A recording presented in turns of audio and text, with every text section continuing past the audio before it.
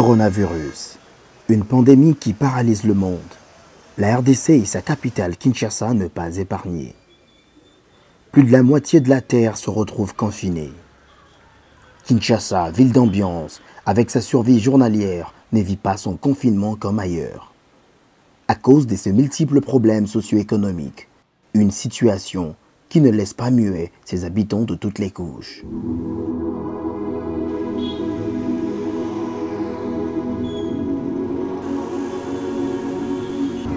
La façon dont nous sommes à la maison, c'est ennuyant. Pourquoi? Même si j'ai un problème, dès que je me présente devant les élèves, je me sens soulagée. Mais pour le moment, je me sens vraiment ennuyante. Je me suis habituée à causer avec les élèves, à composer les interrogations, à les faire interroger. Je viens, je corrige. En tout cas, pour le moment, je me sens ennuyée. Oui, ça a de l'impact du point de vue économique. Nos collègues, nous qui travaillons, nous qui prêtons les enseignements dans les écoles privées, nous sommes bloqués.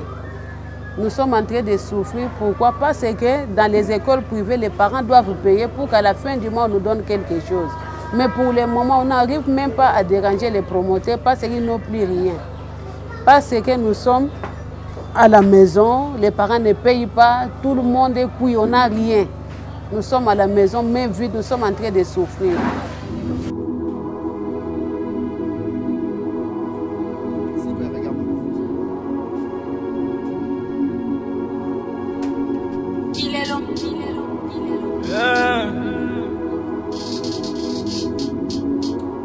Ça me manque beaucoup de ne pas voir mes amis, de ne pas aller à l'école, et tout ça, ça me manque.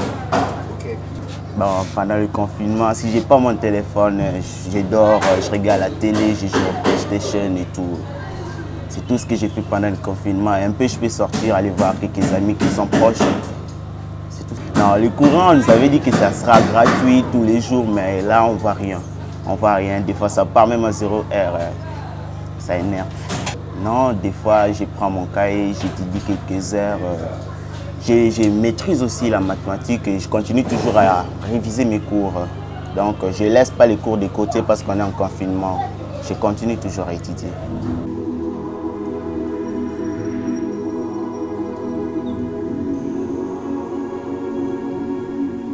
L'impact, le premier impact, c'est d'abord la sensibilisation. Dans les milieux hospitaliers, nous sommes en train de faire des sensibilisations à cause de toutes ces méthodes, des barrières. C'est ce qui est vraiment très important parce que c'est un milieu hospitalier, il y a trop de, on ne peut pas avoir aussi des microbes. Quelqu'un qui vient pour se soigner, qu'il attrape encore une autre maladie. Par exemple, il vient pour se faire soigner de la malaria ou bien une autre maladie, il attrape le coronavirus. C'est pourquoi nous sommes en train de travailler, de sensibiliser, que ce soit les malades, que ce soit les patients qui viennent, que ce soit les gardes-malades, que ce soit les prestataires de services, nous les sensibilisons afin qu'ils puissent respecter toutes ces méthodes de barrières. Ça, c'est le premier impact. Le second impact, vous voyez sur le plan financier, il y a diminution des malades. On se demande pourquoi ils ne viennent pas. Bon, on est en train de travailler ou de sensibiliser les autres qui viennent, qu'on dise aux autres que les hôpitaux fonctionnent. Et il y a toujours des rumeurs qui ne manquent jamais, où les gens ont peur, dès qu'ils arrivent, on peut leur attraper, on peut leur attribuer le corona, ce qui n'est pas vrai. Car si ce n'est pas un cas de corona, bon, on soigne, parce que toutes les maladies n'est pas coronavirus ou bien Covid-19. On les soigne. Bon, c'est cette diminution des patients qui nous inquiète un peu, on se demande pourquoi. Et le personnel aussi, c'est un impact aussi. Le troisième impact, c'est au niveau des personnels. Au niveau des personnels, nous avons conçu des roulements spéciaux, des roulements de crise. Il y en a qui sont à la maison, il y en a qui viennent travailler. Les volontaires viennent. Bon, il y en a qu'on a alignés qui pouvaient venir, mais qui ne viennent pas. Ils ont aussi peur de coronavirus, de Covid-19. Mais rien n'empêche que les bonnes volontés, les volontaires viennent, ils sont là, mais il n'y a pas de problème jusque-là.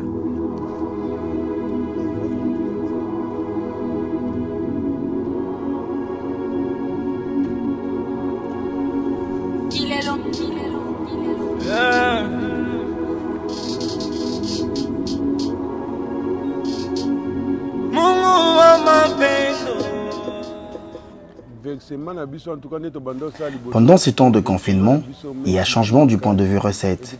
Cela nous cause problème en cas de panne. Un taxi comme le mien verse normalement 40 000 francs.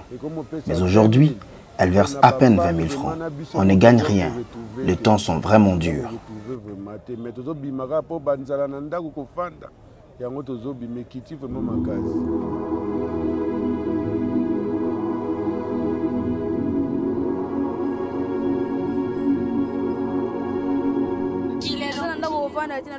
Comment rester à la maison alors que je n'ai pas d'habitation? Je passe ma vie dans la rue à Superlemba. Je cherche l'argent pour me nourrir. On nous a dit de se laver régulièrement les mains, d'éviter de toucher les yeux, les nez et la bouche. Mais moi, après moi, mais les gens parlaient comme ça, le coronavirus, il n'y en a pas.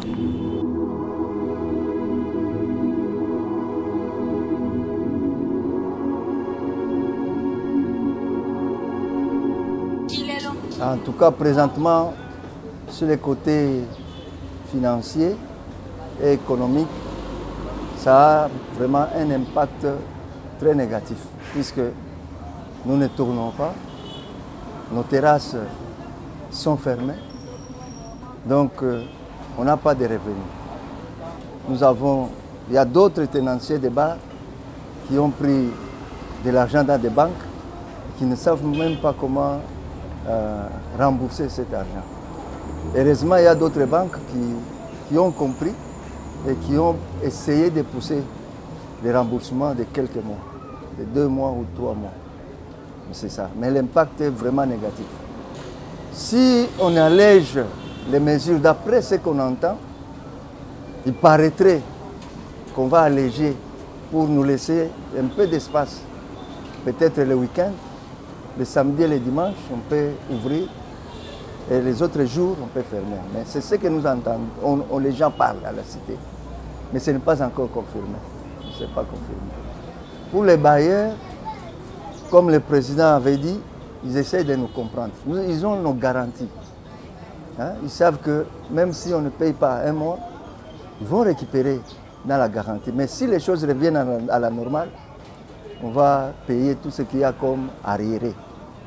Donc pour ce qui est de la maison, pour faire nourrir la maison, c'est aussi un problème, puisque les camions de brassiers continuent de circuler. Nous achetons, nous mettons au frais.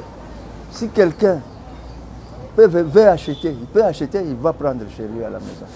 Il va prendre chez lui à la maison. Puisque cela nous aide aussi à avoir quelque chose pour faire nourrir la maison.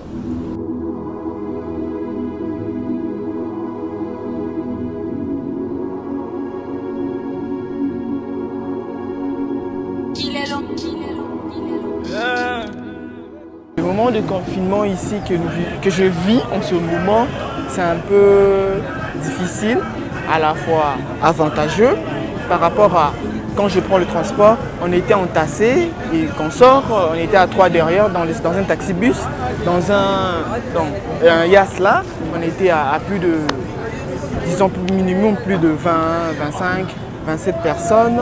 Maintenant, on est au minimum 10 personnes. C'est spacieux. C'est spacieux. Au taxi-bus, nous sommes maintenant à 3. C'est aussi spacieux. C'est les avantages concernant le confinement pour le transport.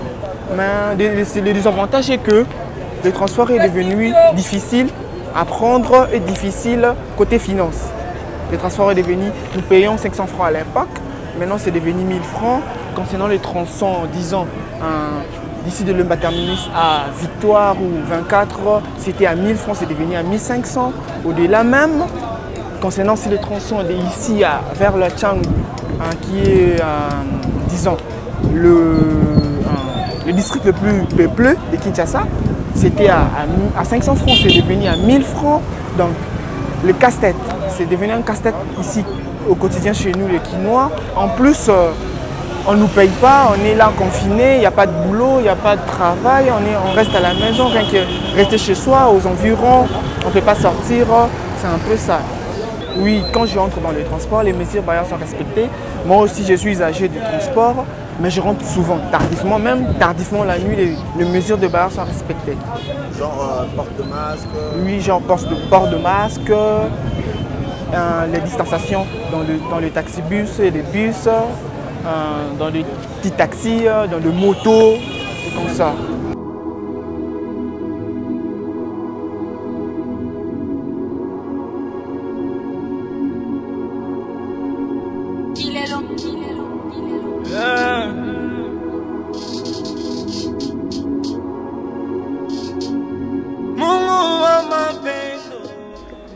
Ouais, c'est très dur. En tant qu'employé, nous, nos services sont très villes. Les portes sont fermées parce qu'il y a des barrières presque partout. Vous voyez le confinement, Kinshasa vit aux deux pans du centre-ville. Alors, tout le jour, se casser de l'habitude de sortir tout le jour le matin. Et naturellement et obligatoirement, nous sommes obligés maintenant de rester à la maison, sans pour autant faire nos exercices habituels. Mais non, c'est la même maman du coin qu'on voit tout le jour. C'est la même dame qui vient te raconter des sottises tout le matin. Ben écoutez, les confinements, c'est un stress incessable. Oui, c'est une douleur et une perte énorme. Parce que vous savez, Kinshasa, c'est comme deux pays où l'argent circule quotidiennement et entre les mains.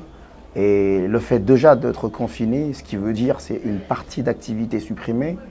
Et d'entre-temps, c'est un manque. Parce qu'il faut payer le loyer, quand bien même que le président de la République et son gouvernement ont pris de mesures de prévention en éduquant le bailleur pour ne pas nous déranger à ce point. Mais c'est très très choquant parce qu'il faut comprendre aussi que le bailleur a besoin d'argent. Et entre-temps, on ne sait pas survivre. Écoutez, l'économie est frappée, nos réserves sont frappées, nous sommes à sec et que Dieu nous aide. Mais ce confinement doit très vite partir.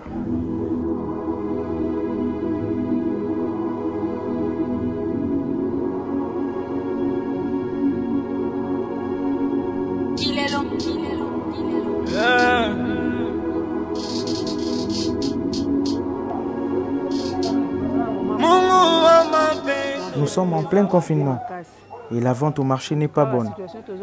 La situation est difficile. Il y a hausse des prix. Les gens n'achètent pas et disent qu'ils n'ont pas d'argent.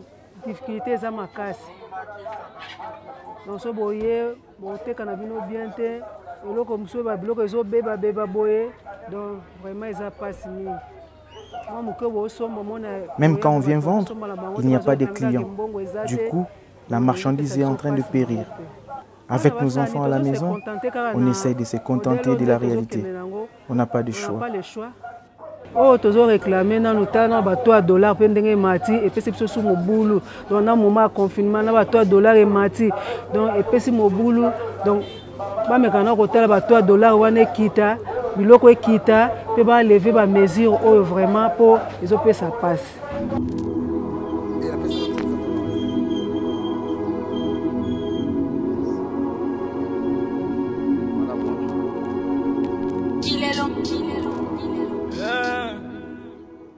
Oui, il y a une grande différence entre avant et pendant le confinement. Actuellement, il n'y a pas de vente et ça tue la marchandise. On fait des longs trajets, les gens n'achètent pas. C'est une situation très difficile, surtout qu'on a les enfants à la maison. Qu'on nous trouve une solution pour ce confinement, puisqu'on est en train de souffrir.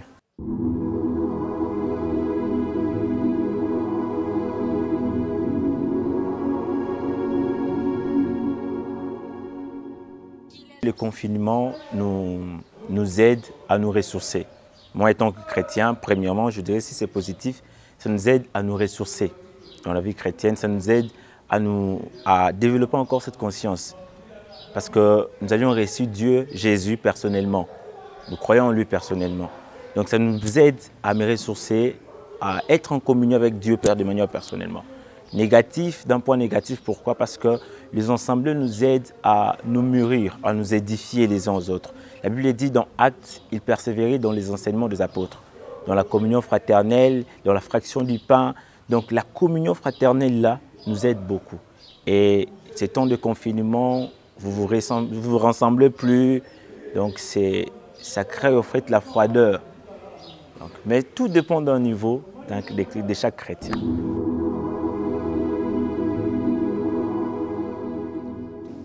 Tout chrétien qui se nourrit du jour au jour de la parole de l'Éternel, il gardera certainement sa bonne et sa meilleure santé spirituelle. Parce que la santé d'un chrétien dépend de la manière, santé spirituelle, dont il sait prendre sa nourriture quotidienne, dans la méditation de la parole de Dieu, dans la prière, la vie de l'intimité individuelle. Mais le confinement vient d'amener une cassure dans la vie de l'ensemble ou de nos assemblées. Ça ne doit pas être le cas pour un chrétien qui est déjà habitué à sa vie de méditation personnelle et d'une intimité qui n'a rien à voir avec la masse. Ça, c'est un peu le premier point. Et on nous dit, de deux qui seront ensemble, l'un sera pris et l'autre sera laissé. Donc, il y a vraiment matière à réflexion et surtout, j'appelle cela un TP. C'est un TP pour les chrétiens. Nous avons beaucoup amassé des enseignements et connaissances, mais il faut passer à la pratique. C'est comme un test que Dieu a mis. Bon. Et je crois que c'est un peu ça. Ça a des implications à tous les niveaux. Mais à l'Église, je ne pense pas que les enfants de Dieu, nés de nouveau, sont affectés. Je ne pense pas. Et d'ailleurs, c'est une occasion, parce que quand on reste à la maison trop, on a moins de distractions. Hein? Il y a un enfant de Dieu qui passe 2 heures seulement à l'église. On n'y passe pas plus de 3-4 heures, non. On a seulement 2-3 heures du temps. Mais il a tout son temps à la maison. Le temps qu'on a à la maison, on le prenait pour autre chose. Mais maintenant qu'il y a confinement, quelqu'un qui reste à la maison, il maximise son temps d'intimité avec son Dieu. Il y a certaines personnes qui pensent que c'est une sanction de l'État contre l'Église. Moi, je ne pense pas ça. Je ne vois pas ça comme ça. Ce sont des mesures préventives pour préserver, y compris nos fidèles. En fait, l'Église n'est pas fermée. Il y a interdiction de culte. L'Église a 2 aspects. Il y a un aspect qui est purement administratif. Si l'administration fonctionne normalement bien, les bureaux sont là. Tout membre de l'Église engagé, il connaît que j'ai mon Église, et j'ai mon offrande, j'ai ma dîme, c'est un devoir de tout chrétien. Si lui, il est payé, il a son dû, tout de suite il pense à son Église. C'est comme n'importe qui parmi nous, s'il arrivait que ta femme est en prison, ou une des personnes que tu aimes bien est en prison, ça ne t'empêche pas de créer un mécanisme pour lui donner son dû.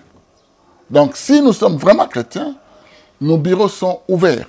Comme chez nous, nos bureaux sont ouverts, et nous avons le service de diacre qui fonctionne. Nous avons tout un département de finances. Les financiers sont là. Ces membres ils peuvent passer, déposer leurs dîmes, et nous les saurons. Et comme nous prions pour tous les fidèles, tu n'as pas seulement besoin d'entendre qu'on prie pour toi, mais quand tu poses l'acte, quand nous prenons le temps pour prier pour tout le monde, nous prions pour vos offrandes et pour vos dîmes aussi. Et nous tenons aussi le culte en ligne, nous tenons le culte dans le groupe de l'Église, pour édifier nos fidèles. On avait pris des dispositions pour ça. Toutes ces réalités doivent nous pousser, nous Congolais, à réfléchir car la RDC mérite mieux. Elle a tout le potentiel pour se développer et être comptée parmi les grandes nations du monde. Mais pourquoi cela n'arrive-t-il pas encore? Sujet à réflexion.